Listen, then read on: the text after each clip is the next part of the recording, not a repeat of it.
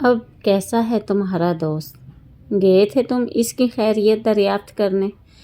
امامہ وسیم کے ساتھ مارکیٹ جا رہی تھی کہ اچانک اسے سالار کا خیال آیا۔ پہلے سے تو حالت کافی بہتر ہے اس کی، شاید کل پرسوں تک ڈسچارج ہو جائے۔ وسیم نے سالار کے بارے میں تفصیلات سے آگاہ کیا۔ تم چلو گی واپسی پر اس کو دیکھنے؟ وسیم کو اچانک خیال آیا۔ سالار کے میں؟ امامہ حیران ہوئی۔ میں کیا کروں گی جا کر؟ خیریت دریافت کرنا، اور کیا کرنا ہے تمہیں؟ وسیم نے سنجیدگی سے کہا۔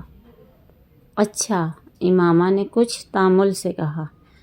چلو ٹھیک ہے، چلیں گے، حالانکہ اس طرح کے مریضوں کی عیادت کرنا فضول ہے، اس نے لاپرواہی سے کندھے اچکاتے ہوئے کہا۔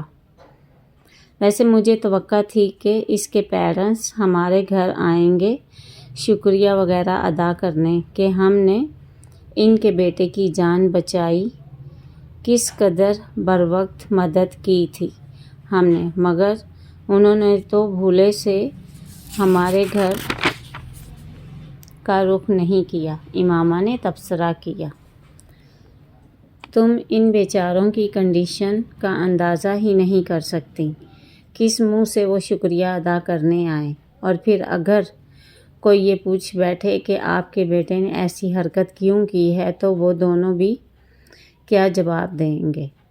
کیا یہ کہیں گے کہ شوق کے ہاتھوں؟ وہ بیچارے عجیب مشکل میں پھنسے ہوئے ہیں، وسیم نے قدرے افسوس کرنے والے انداز میں کہا۔ ویسے اس کے پیرنٹس نے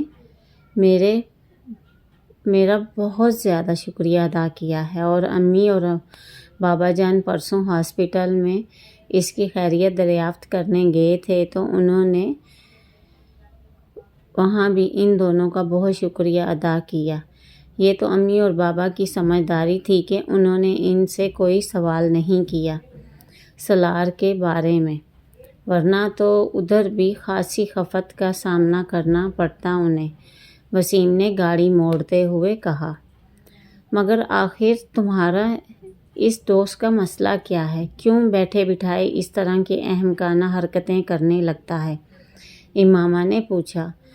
تم مجھ سے اس طرح پوچھ رہی ہو جیسے وہ مجھے سب کچھ بتا کر یہ سب کرتا ہوگا۔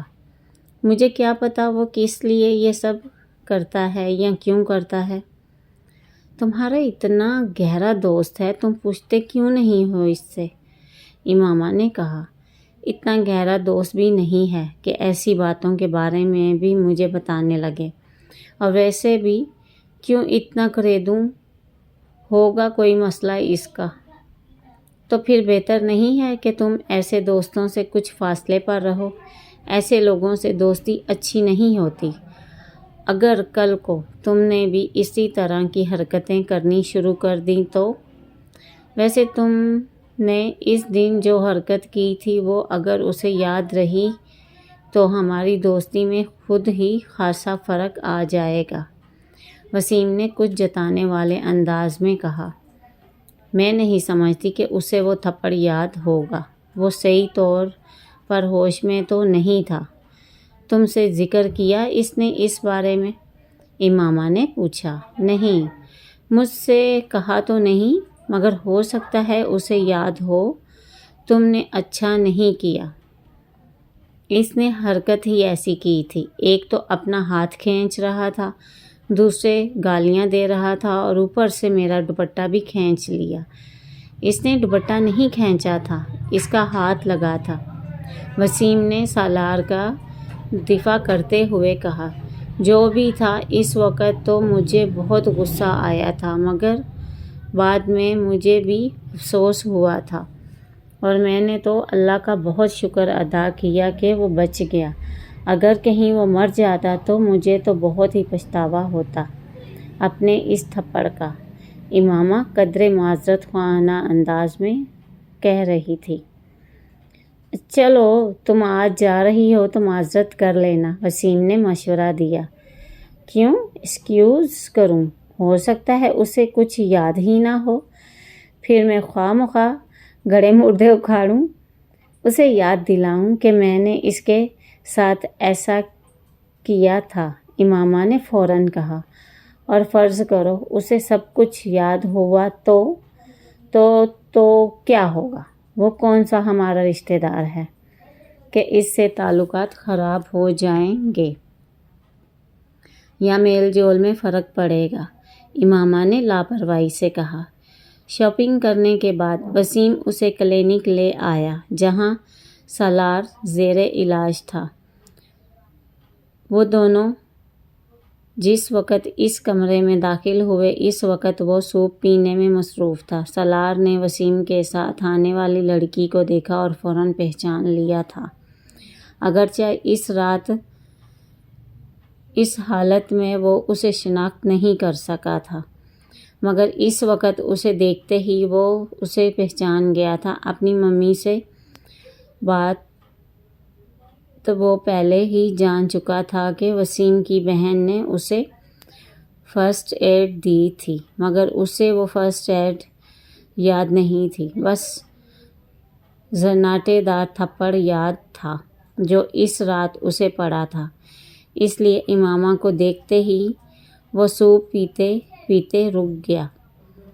اس کی چبھتی ہوئی نظروں سے امامہ کو اندازہ ہو گیا کہ اسے یقیناً اس رات ہونے والے واقعات کسی نہ کسی حد تک یاد تھے۔ رسمی الیکس لیگ کے بعد اس کی ممی امامہ کا شکریہ ادا کرنے لگی، جبکہ سالار نے سوپ پیتے ہوئے گہری نظروں سے اسے دیکھا۔ وسیم سے اس کی دوستی کو کئی سال گزر چکے تھے اور اس نے وسیم کے گھر میں امامہ کو بھی کئی بار دیکھا تھا، مگر اس نے پہلے کبھی توجہ نہیں دی تھی۔ اس دن پہلی بار وہ اس پر قدرے تنقیدی انداز میں غور کر رہا تھا۔ اس کے دل میں امامہ کے لیے تشکر یا احسان مندی کے کوئی جذبات نہیں تھے۔ اس کی وجہ سے اس کے سارے پلان کا بیڑا غرق ہو گیا تھا۔ امامہ اس کی ممی سے گفتگو میں مصروف تھی، مگر وہ وقتاً فوقتاً اپنے اوپر پڑنے والی اس کی نظروں سے بھی واقف تھی۔ زندگی میں پہلی بار اسے کسی کی نظریں اتنی بری لگی تھیں۔ ایک لمحہ کے لیے اس کا دل چاہا تھا وہ اٹھ کر وہاں سے بھاگ جائے۔ سالار کے بارے میں اس کی رائے اور بھی خراب ہو گئی تھی۔ وہ اپنے اس تھپڑ کے لیے معذرت کے ارادے کے ساتھ وہاں آئی تھی، مگر اس وقت اس کا دل چاہ رہا تھا اسے 2-4 اور تھپڑ لگا دے۔ تھوڑی دیر وہاں بیٹھنے کے بعد فوراً ہی وہ واپس جانے کے لیے اٹھ کھڑی ہوئی اور واپس جاتے ہوئے اس نے سالار کے ساتھ الیکس لیگ کا تکلف بھی نہیں کیا تھا۔ وہ صرف اس کی ممی کے سلام دعا کے بعد سالار کی طرف دیکھے بغیر باہر نکل آئی تھی اور باہر آ کر اس نے سکون کا سانس لیا تھا۔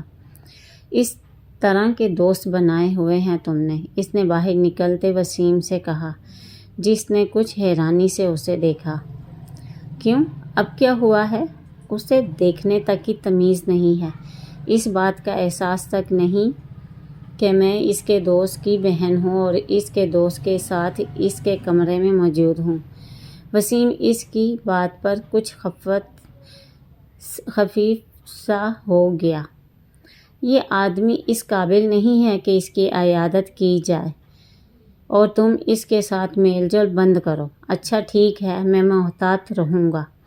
اب تم بار بار اس بات کو نہ دہراؤ، وسیم نے موضوع گفتگو بدلنے کی کوشش کرتے ہوئے کہا۔ امامہ دانستہ طور پر خاموش ہو گئی، مگر سالار کے اس ناپسندیدہ افراد کی لسٹ میں شامل ہو چکا تھا۔